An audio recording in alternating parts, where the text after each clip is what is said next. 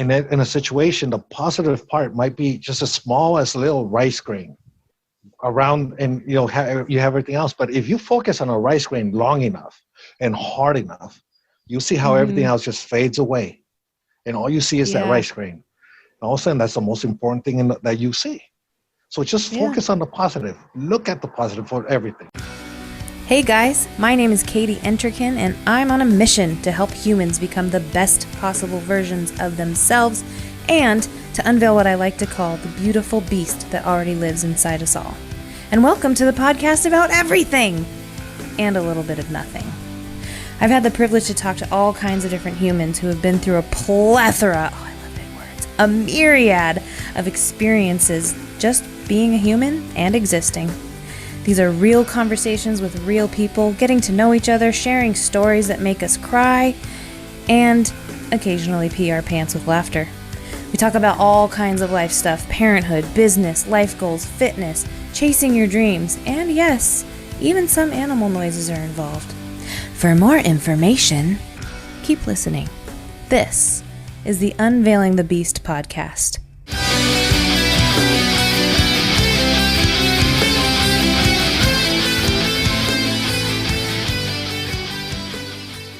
You guys, welcome back. I'm so excited. My schedule has been totally crazy since this pandemic started, but honestly, I'm just so grateful to still have a job and be working. So, in this episode of the Unveiling the Beast podcast, I'm hanging out with one of my spin students and friends from my Riverside days, Nelson Morales. So, just like the last episode, this was recorded on the weekend during a quarantine, and therefore, the internet sucked ass and the conversation is a little choppy, but trust me, it's totally worth it. Nelson is he is the most physically fit person I know, and we talked about the importance of mindset and how our minds are actually way stronger than our bodies. We also swapped some pretty funny marathon stories in which cussing was involved. As always, I hope something lands with you today. I hope something you hear tugs on your heartstrings, and or I hope you laugh.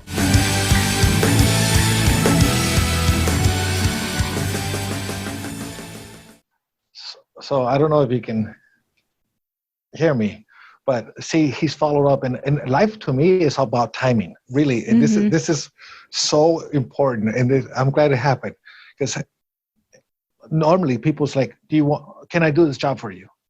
And if the timing is not right, I said no twice already. Yeah. And I didn't tell him no. I said, you know what? Not right now. I'm not ready. Cool. No pressure. He finally he comes back again. This is the third time or fourth time.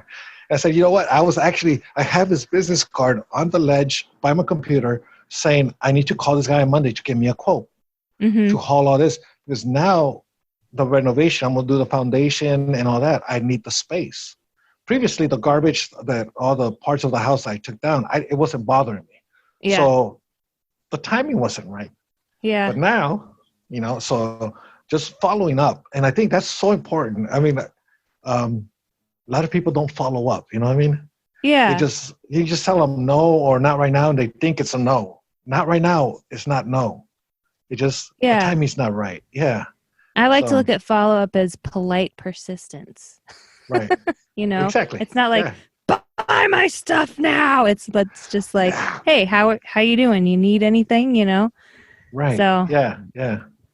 So it's funny. He's a nice guy, and he's come by, 950 seems about fair because, well, I don't know. I don't want to do it. So that's why it seems fair. Exactly. Yeah. There's certain jobs I'll do, but hauling garbage is not one of them. It's not because it's difficult or anything like that. It's just one of those things like, you know what? I don't want to go to the dump. I've been to the dump too many times, and I'm okay with it. It's not like... You're like, I'm good. I'll pay you to do it. I'm good. So... Anyways. Yeah. I know it's not the same, but I just hired a gardener for the first time. Well, because I'm so busy now that and I'm so ignorant when it comes to yard work. I'm just like, I'll pay somebody to do it for me. Right. I mean, I can mow a lawn, but trimming edges, No, I mean, I probably could learn how to do it. I just don't have time to learn how to do it either. So I'll pay someone. Right. Yeah. Yeah. Because you have to think of like, how much would it cost me, my time and my value to do it? And probably not as good as, well, most likely not as good as a job as someone that does it day in, day out as for a living, right? Yeah, So you look at exactly. that. That's the way I look at things. I'm like, wait a minute. I could be working, probably make more than what I'll be spending right there messing my yard up, Yep. you know? So Yep. yeah, yep. So Ladies and gentlemen, I am with Nelson Morales. And he used to be one of my spin students when I lived in Riverside, California. that's right. And actually, what's really funny is I was thinking about this the other day. I don't think you ever took one of my spin classes when I wasn't pregnant. Yeah. Did you come afterwards? I think you moved before I started teaching again after I gave birth. I did. No, I moved after. Oh yeah, you know what? You're right. I've not taken any of your classes while you're not carrying an additional person. I was like, it's an interesting thought, but I think when we met, I was already 3 or 4 months in. Or 12 or something. I don't know. Yeah, I felt like I was 28 months pregnant when I finally had him, but yeah, he's almost 3. Wow, it's been that long. I know. I see the videos. He's growing. Yeah. I know. Nice. Yeah. I want to say that hands down, your spin classes were the most challenging I've ever had. Oh, thank you. And I really, really enjoyed them. I look forward to them. I'm like, come on, I should go kick my butt today. Let's go. Yeah. You know? Yeah. If this damn coronavirus wasn't in the air, right? I wish, because I've like bumped it up a little bit, so like I'm totally insane now. Nice. But since last time we talked on the phone, all of us at my gym, at least, they laid us off so that we had the opportunity to collect unemployment if we need to. Mm-hmm. So I know it's temporary, but you just don't know how many people are going to want gym memberships after this blows over, and how many instructors are going to need back. So it's just, I'm so sad about the whole thing, but I know it's for the best for everybody. Right. So I'm not teaching right now. Oh, wow. Yeah, that's going to be tough for you. Yeah. I know it's tough for me without a gym, but I do a lot of body weight exercises, and I do a lot of running and cycling. Still not the same. I'd like to go to the gym sometimes and, get in there. Yeah. It's changing everything. That's for sure. It's changed everything, the way we look at things and everything. Yeah. But I think people are going to go back to get the memberships and still not go to the gym, which is what happens usually every January, right? They go and buy memberships and they never show up. So, yeah, I think as soon as this is over, people are going to buy those gym memberships. Yeah, but on the topic of gyms, I think I've been building a gym in my garage since I moved to this house. So it's been been 2.5 years. But the only thing it's missing is a spin bike. Oh no! Yeah, so I think I'm gonna start like a spin bike savings account or something, because the one I want is expensive, and I might as well go for the one I want. Right? Instead of just buying something and settling for it. And I'd be happy, and I'd probably not use it because it's not going to do the job. Yeah. Yeah. So. That's when it comes down to bikes. That's what I do. Mm-hmm. Get the one that you really want, and you're okay. Because I've done triathlons and stuff like that, and for just a bike, within 2 months, I was like, this is not good enough. Versus all these other bikes. At one time, I had like 5 bicycles. I looked like a bike team. It was by myself, just because I kept trying to upgrade. And I should have just went and bought the right one at first time, So, yeah. Yeah. That's good. What bike are you looking to buy? I like the Spinner brand bikes, because that's what I was trained on originally. But the bikes at my gym are actually Kaiser bikes. Okay. So I'm still deciding. Okay. I think I'll go with a Spinner though. Maybe. I don't know. I'll decide. I think that's what That's probably the most popular one, right? The spinner ones, Yeah, or the most common one. that's where spinning, and it's all actually a brand, the Spin Oh, brand. So okay. I yeah, didn't know that. Yeah. yeah. Yeah. I have a Psycho Ops. I don't know if you know that. Mm-mm. It's gosh, I paid a lot for that. It's I was like, now I think about it, I'm too much. But yeah, it's for training for triathlons and just for cycling. But you gear it up just for cycling, and it's a really good bike. I've had it for a long time. That's And cool. everywhere I move, I take my bike with me. So, That's awesome. yeah. Can you tell me like how and when you got into fitness and what inspired you to start doing it?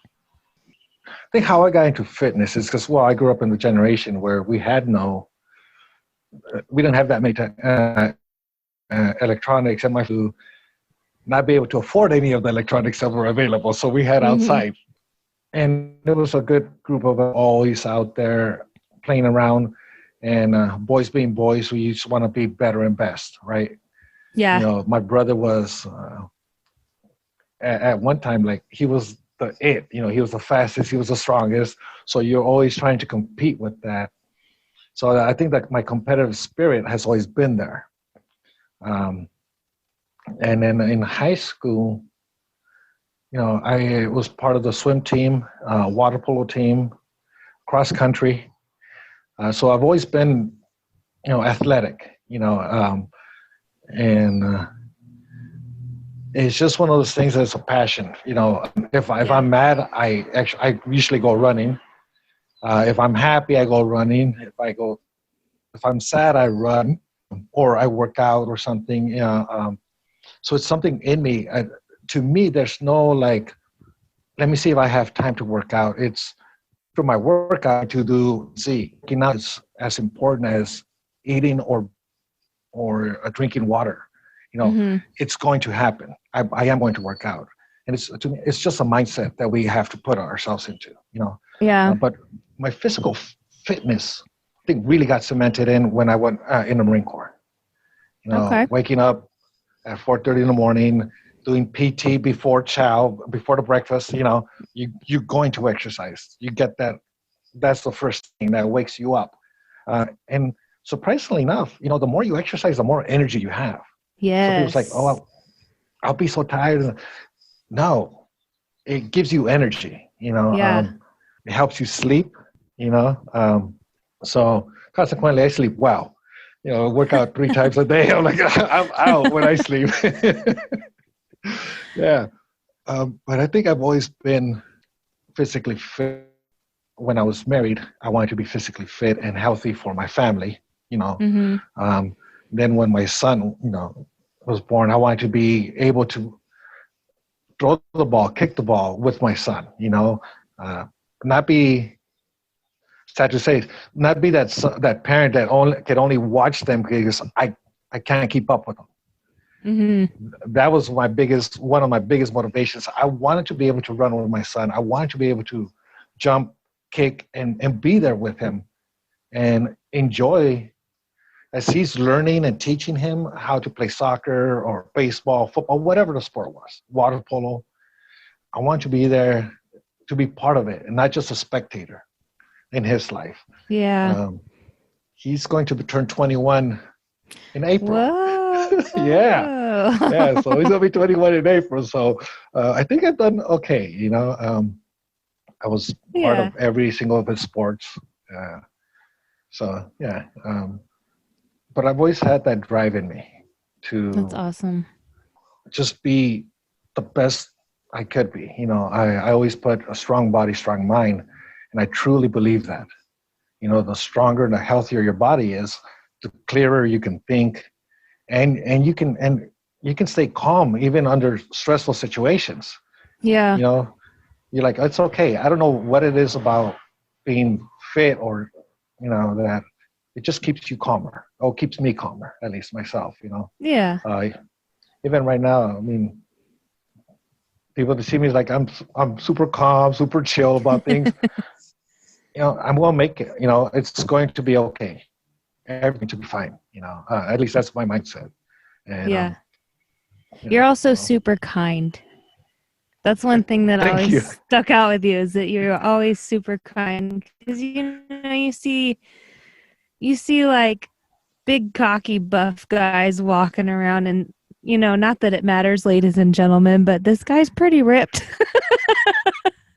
But like, you prejudge people. You prejudge and you think that somebody's going to be mean because they look good. But you've always been so kind. Like, you didn't care that I had a baby belly. Oh, you kicked my butt with that belly. Like, I don't like to judge people. Mm-hmm. I don't judge anyone. So I try and pay things forward, right? I try and help people. Mm-hmm. And I will help someone and I expect nothing out of it, because I know someday I'm going to need help and someone hopefully is going to help me. Yes. So, and that's how I live my life, just like I'm going to be kind. I'm going to be happy for people. I want people to succeed. I want, just be joyful, enjoy life. Right. Yeah. And when I need something, someone's going to be there. And there's people in my life that have come and stepped up when I was at a low, and not because I asked them, just because like, hey, I remember you did this for me. I was like, remember I did it, but okay, appreciate the help, Yeah. I try and be grateful, for everything and everyone in my life. Being grateful and humble, I try and be humble.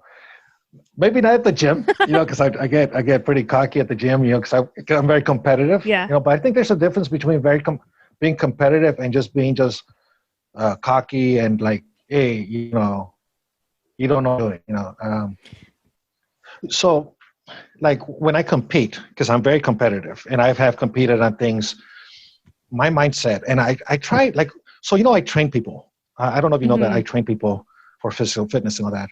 And part of what I do in training is I change their mindset, because working out is all about the mindset. Yes. I tell people to eliminate certain words out of your vocabulary. And those words are, I can't, and I'm trying.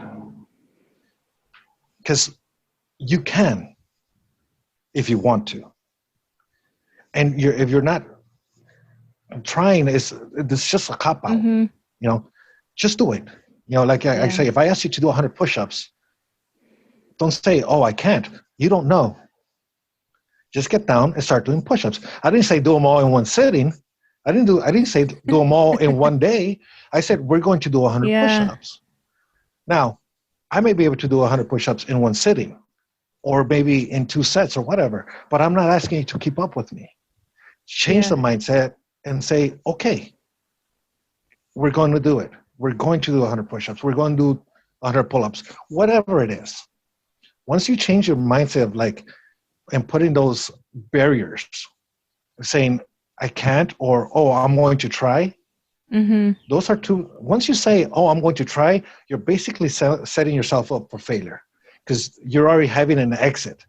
Yeah. You have an exit that, oh, well, I tried, but you didn't do it. So when I train people, one of the biggest things is we're going to change your mindset. When you're with me, you will never say, I'm trying and I can't. Either you will or you will not. The choice is yours. Regardless, I'm there for you, but the choice is actually yours if you're going to do it or you're not going to do it. And the people, they're happy, they're like, oh, I need more, I'm like, okay, we could, but it's, and that translates to everything else, because that translates to work, that translates to relationships, right? Yeah. Oh, I'm trying to make my relationship work. No, either it is or it isn't. What is it that you have to change? Another thing that I do for myself is, before I try and blame anything or anyone else, I look in the mirror and say, what did I do? How did I cause this? Right? Whatever it is, what do I need to change on myself? And then come back, it's like, you know what? I did everything I could. There's nothing else. And being honest with myself, right? And that helps me sleep, like, hey, I did everything I could. It's just it just wasn't, it didn't work out, whatever it is, Yeah. But those are kind of the way I think, I kind of want you to be my trainer now.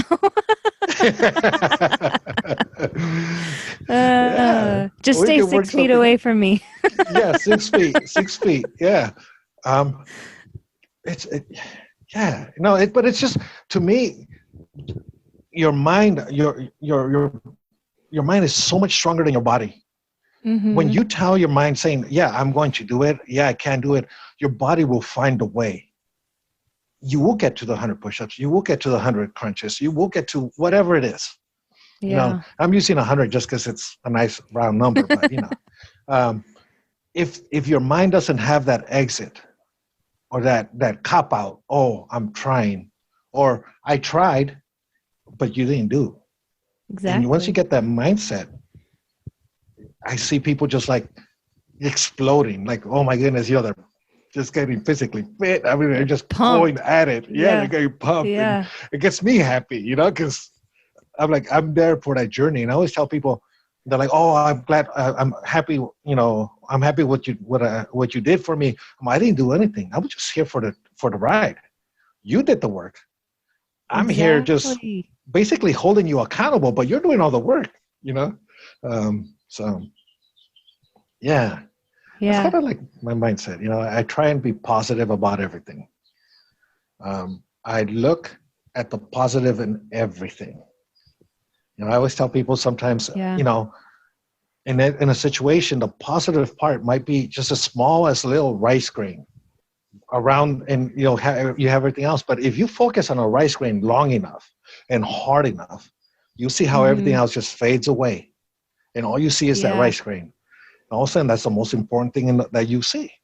So just focus on the positive. Look at the positive for everything, And that's how I live my life and how I train people. The positive, like I never tell someone, oh, you could have. No. I always say, hey, you did great. Today you did 1 minute, 5 seconds. Last time you did 1 minute 3. Oh my goodness, we improved 2 seconds. Some people will be like, oh my goodness, you know what I mean? Yeah. I always say positive. And I've always done that. I think one of the reasons I do that, as I sit here and think about it, is because I wasn't raised that way. Being a Latino, the first words that you hear from your parents is no. No, you can't. No, you shouldn't. No this, no that. I've never told my boys no, ever. I have my stepson and my son, and I want to be a rocket scientist. That's awesome. Great. You could be a rocket scientist. How are you going to get there? How are you going to do it? Right? Mm-hmm. To me, it's like you're already a rocket scientist. Now we just need to carve out the path to get to where you already are mentally, right? You start from the end and go backwards. Right. Yeah. Yeah. And that's how I do. I've done everything, even like my competitions, everything. To me, I already have the medal in my hand. I've already earned it. That's my medal. That's my award. That's my trophy, whatever it is. I just have to basically either run the marathon or run the race to go pick it up. That's all I got to do. Yeah. But it's already mine. It's got my name on it, So I think that's my competitive spirit. My friends say that usually I'm always smiling. I'm always happy, right? But if I'm in a competition, there's like this different persona that comes out, and it's just like he's just so serious and focused and has no other. And I think one of the reasons is because in my mind, that's mine over there. That's my trophy. Yeah. That's my check, whatever it is. Because sometimes like $300 award checks or $500, whatever it is. I already spent that money. I just got to go collect it now. So yeah. Yeah. But they say there's a whole different person that once I'm competing that comes out, and that a very serious, very focused person. Other than that, I'm smiling, I'm happy, I'm joking about everything. That's awesome. It's almost like you're at the starting line of like a marathoner, say, and you're like, okay, only 26.2 miles, and there's a person over there dangling my medal at the end of the road. That's why, yeah. And I always tell people the 26 miles, you run the 26 miles, it doesn't hurt. It's the 0.2, the one that gets you. So all you have to do is be strong enough to finish the 0.2 at the end of the 26. The 26 is easy. But yeah. I haven't done a full yet. I've only done half. I've done 2 halves. Oh, nice. Yeah. And the 0.1 is hard. The 0.1 is a tough. I'm telling you, I think it's one of those things like, oh my goodness. The 0.1 is a tough one. Yeah, I know. I think what made me ask you, I think it was right before like all the businesses got shut down, but people were recommended to self-quarantine in their houses, and you're just like, we don't need a gym. Just put on this weighted vest and run up this hill 5 times or something like that. And I was like, I need to figure out where he gets his motivation. So then I reached out and said, hey. Oh yeah, going up Nike Hill. Yeah. You don't need a gym. It's you know what? How many times are you going to lift 500 pounds, 400 pounds, or bench press 300 pounds? All we need to do is lift our own body weight. Mm-hmm. That's hard enough for some of us, right? Oh, yeah. We have all the weight we need, and we carry it with us.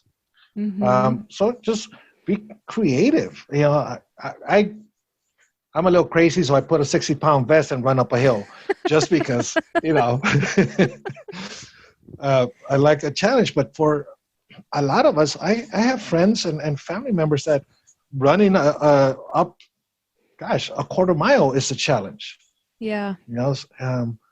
And I think it's the mental block. So I don't know if you hear a lot of people say, oh, I don't like running. Mm-hmm. Running hurts. All this and that. Well, and I always tell people, you don't like running because you're not doing it right. You haven't been taught. Mm-hmm. There's an art and there's form to running. I tell people, like I just had a running session with someone, and I'm like, I bet your knee hurts. Before we even started, and she's like, yeah, I'm okay. Most guys, their hip hurts because guys, we don't use our hips. Women have stronger hips, but they have weaker knees. And then I look at her shoe, how she's running. I'm like, well, and I changed everything that we did as far as how she's running. And she's like, oh my goodness, nothing hurts. I'm like, yeah, well, now you're learning how to run, how to land, how to, lift your foot up, and how the stride and everything. There's mm-hmm. an actual art form to it, right? So when people tell me I don't like running because it hurts or this and that, I'm like, it's because you're not doing it right. But I haven't found a nice way of saying you're not doing it right. But when people ask me for advice, I give them advice. I say, hey, I'd be happy to go running with you, and look at the gait, looking at how you're landing, and then mm-hmm. suggest things for you. But yeah, run up a hill, do some push-ups, do some jumping jacks, some squats, and run back down. Have a cup of coffee. Yeah. That's a good morning right there, Yeah. You don't need a gym. You just need that self-motivation. Mm-hmm. Finding the reason why you want to do things, Yes. Being around for, my son to find someone and get married and maybe have a kid. I don't know. That'd be awesome because then I'd have another little kid I can run around with, right?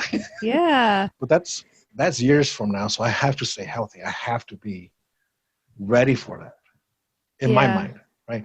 My son hasn't even thought about that, but I already did, so I already made plans. And, I'm in sales, and being in sales, you have to be sharp. You have to think. Mm-hmm. If I'm having a hard time breathing because I just came up a flight of stairs, I'm not going to be thinking about answering questions. I won't be thinking like, I got to catch my breath, No. So, and I'm very critical of myself. I critique myself all the time. Like, oh my goodness, I getting sloppy here, getting sloppy there. So I go and work out harder. Yeah. So I think we all are our worst critics, right? We Oh, always look yeah, at for ourselves, sure. and you're Oh, like, yeah. yeah, and then people's like, wait a minute, what's wrong? I know I have Mm-hmm. people ask me like, what are you talking about? You're out of shape. I'm like, well, for me, right? I am out of shape for myself. Uh-huh. Now somebody else might say, oh no, you're in perfect shape. I'm like, I don't know. You're like, I know what I can do. Yeah, I know Like where I've been. we know what we're capable of. Sometimes Yeah, we don't know what we're capable of, and then we'll go do something. Then we're like, "Holy crap! I I just didn't did know I that." Like could. Yeah. that's how I felt when I ran my first half. I Oh, was like, nice. "What did I just do?" And then I didn't train properly, of course. So the next day, I Oh, was so sore that yes. every time I moved, I wanted to vomit. But Oh, I there you still go. did it, and I got the banana and the Gatorade and the Yeah, medal. there you go. As long as you get the Gatorade and banana, you're good. Exactly. Quick funny story. Yeah. The second half marathon that I ran, it was the next year, and the first year every mile they had water and Gatorade. So the second year they had water every mile but no Gatorade. And so Oh, we yeah. got to mile 5 and I'm like running. I'm still going and I'm like, where's the fucking Gatorade? So funny. And then mile 5 at the water station. Someone forgot the At the Gatorade. water station, they finally had That's Gatorade. funny. I was so That's mad. I'm like, funny. where's the fucking Gatorade? It's like, who's in charge here? Yeah. I My want to see the that manager. is hilarious. Yeah. Who designed all this thing right now? We got to talk. Yeah. My first marathon, I did not prepare at all. I I had been out of the Marine Corps for maybe about 8 months. So yeah, I was still young, just in shape, right? And then my uncle Yeah. had been running, he'd been training for it, and he goes to me, he calls me mijo. So hey, mijo, do you want to run a marathon? Sure. Sure. Sure, why not? Let's run a marathon. This was on a Wednesday. He's like, okay, cool. We'll go on Friday. I'm like, okay. So from Wednesday, we went to Friday. We signed up. And Saturday, we went to the expo. I bought some running shoes on Saturday and show up on Sunday to run the marathon. So, yeah, needless to say. And I ran the LA Marathon back in the day where you used to go around and ran through Watts and all that, so all the area, which I like that route best because it shows you what LA really is, all the little cities and stuff. But so I just started running, and I thought I was still in the Marine Corps, 8 months earlier, I could go run 20 miles and come back. And at the end of the marathon, they had this podium where you had to step up and take a picture with your medal.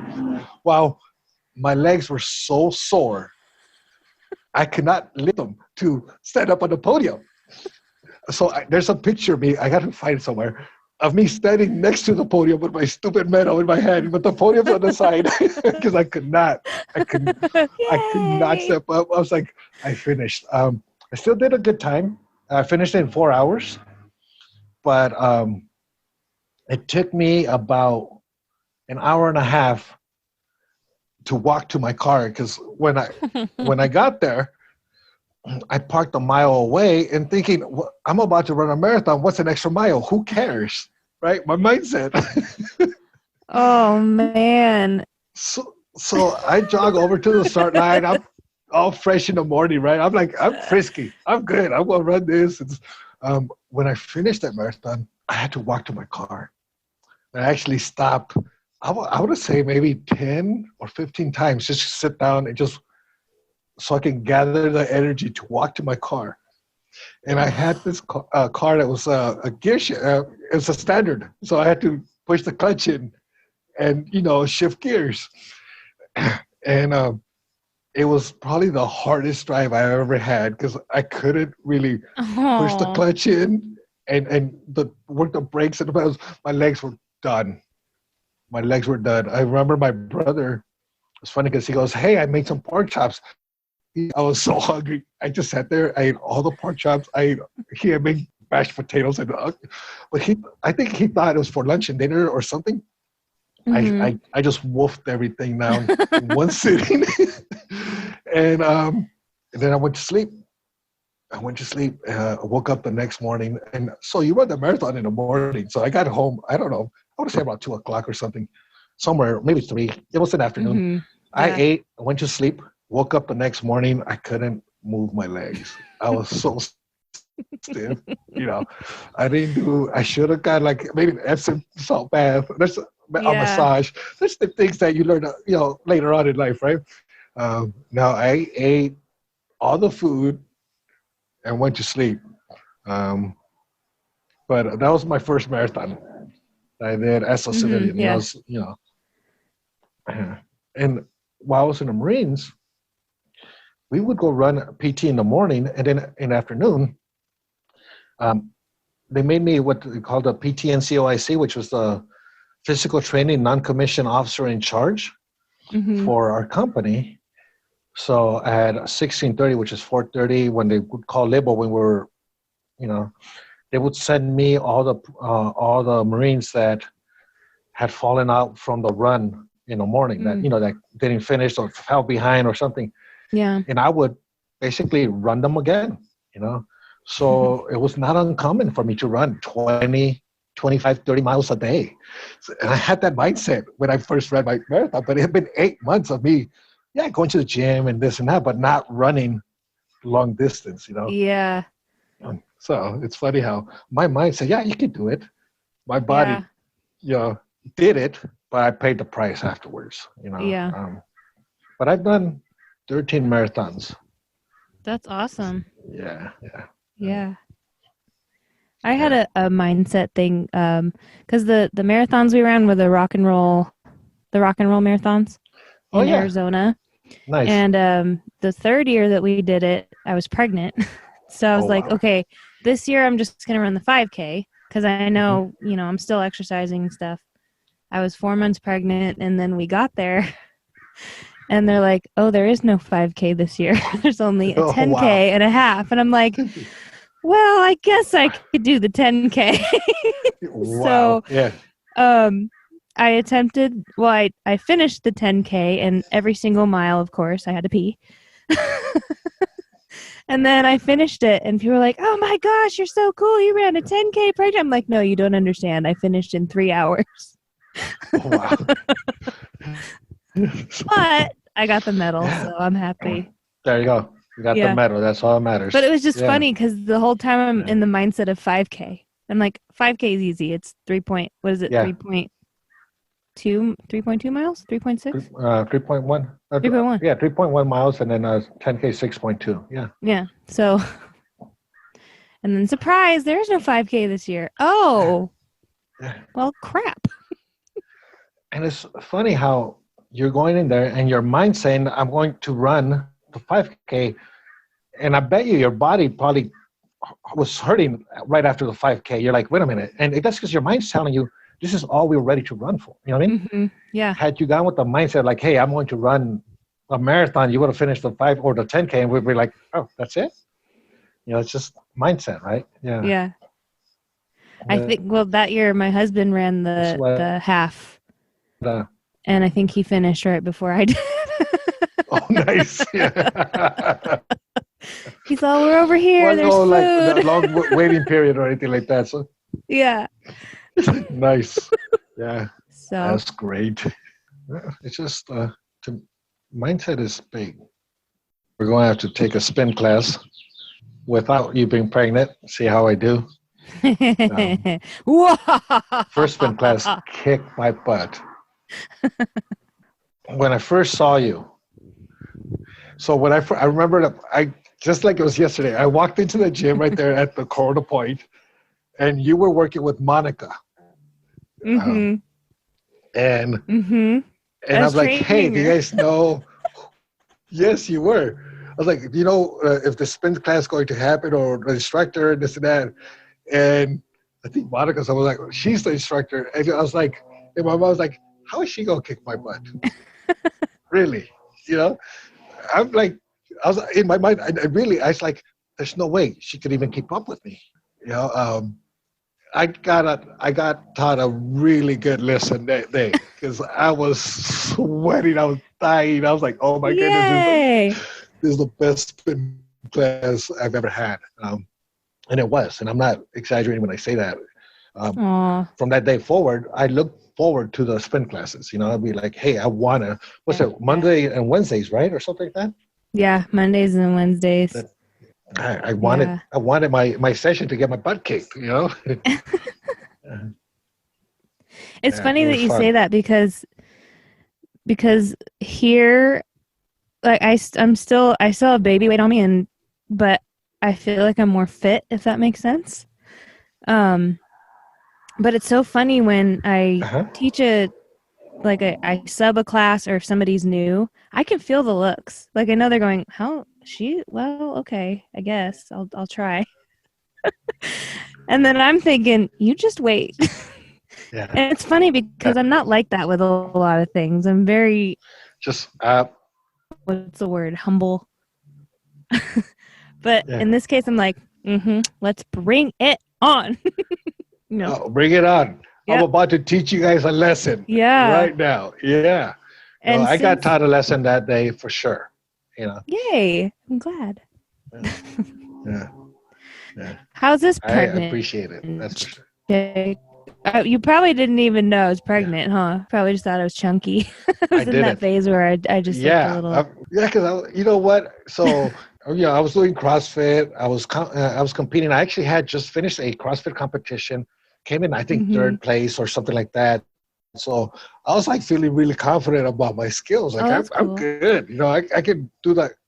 I can do the air dine. I can do this. I can do burpees and what have you. I like the spin class is going to be cakewalk because I've done spin classes before and they are. But it's the instructor that makes the difference, right? I've had spin classes lately that they just put a video and I'm like, what are you doing? It's not the way Katie does it. They're like, no, you gotta yell at me. You know, you gotta, push, and I guess I get it. Not everybody has the same mindset, but I really miss your spin classes. That's for sure. Aww. Yeah. But, well, just so you know, when you do take my class in the future, I've added 3 moves that are like, how did I just do that? Yeah. So I'll let them be a surprise. Well, one of them I can tell you. It's we climb really heavy hills, like super heavy on the gear, but then I'll do like 8-second blocks of running on the hill. So like speeding up. Oh, nice! Like a sprint. You're good. You'll see. Oh, nice. On the hill. Excited. I'm already excited about it. Super heavy gear. Okay, yay, good. Yeah, just that feeling where your legs are about to give. Yeah. I don't know. Well, maybe it's just me, but I miss that. I'm like, okay, that's what I want. And I always gear my bike up when I'm doing spin class. I gear it up. I want to really push myself, but it's something like, for that example, that 8 seconds that you're saying that you're going to do like a sprint or whatever it is, right? If you don't, I'm not going to do it on my own. The instructor, you're the one that's going to bring it on. Bring me that little surprise, Yeah. Which is at the end of it, it's enjoyable, right? You're like, oh my goodness, I can't believe I did that. Yeah. When I'm doing it, I'm like, I hate you. Good. I embrace the hate. It means I'm doing a good job. Exactly. You're doing your job right. When they're like, I hate you right now. Don't talk to me. Well, go ahead, yell at me. Tell me what I have to do, right? You're doing your job right because that means you're pushing or you're allowing them to push themselves further than they would if you weren't there. You're just holding us accountable. Yeah. And I think a lot of us, when it comes down to physical fitness, we know what we need to do, put on the Twinkie, pick up the running shoes, do some jumping jacks, some squats or something, but no one's there to hold us accountable. And that's why there's trainers out there like, hey, I'm going to hold you accountable on what you're supposed to be doing and what you already know that you're supposed to be doing. Everybody has those, God, what is that guy that was really popular for a while? His videos, I think Beachbody or something like that. Everybody has the videos. It was Shanti. Yeah, everybody got those videos, but nobody watches them. Or they watch them, they don't do it. Come on. No, you just have to, the trainers are there to hold people accountable. We hold people accountable. Yeah. At least that's what I say, because I do a lot of boxing, because boxing is an awesome exercise, right? I'm like, you know how to throw a punch. I'm just here to hold you accountable to the 1,000 that I'm asking you to do, Simple as that. 1,000. Yeah. Yeah. So that's pretty much what I always say. It's just a trainer will hold you accountable to what you're already supposed to be doing. Turn up the heat when needed. Yeah. Yeah. Turn it up. This is part 1 of the 5-episode series, Nelson. That's right. I'm honored that you asked me on here, to be quite honest with you. I'm very honored. If you had one piece of advice that you could give to the world, what would it be? Every situation, there's a positive. Look for it and focus on it. It's really easy to look at the negative, especially what's going on with right now. It's really easy to get caught up with the negative. Yeah. And I think sometimes that's what, maybe I don't want to say mainstream media or whatever, that's what they want. That's what they sell. But staying positive, focusing on the positive, looking at what's good in every situation. If we all did that, I think we would all be better people. And just be better to each other, be kind. Don't judge, and enjoy life. Enjoy every minute that we have with each other, with friendships, family, everybody, co-workers, enjoy life, enjoy every minute that you have with each other. I think that'd be the piece of advice I would give. Awesome. And smile. Yes, smile. Smile. Smiling and laughing is my favorite. Yes. Yep, same here. Ladies and gentlemen, Nelson Morales signing off. Until next time.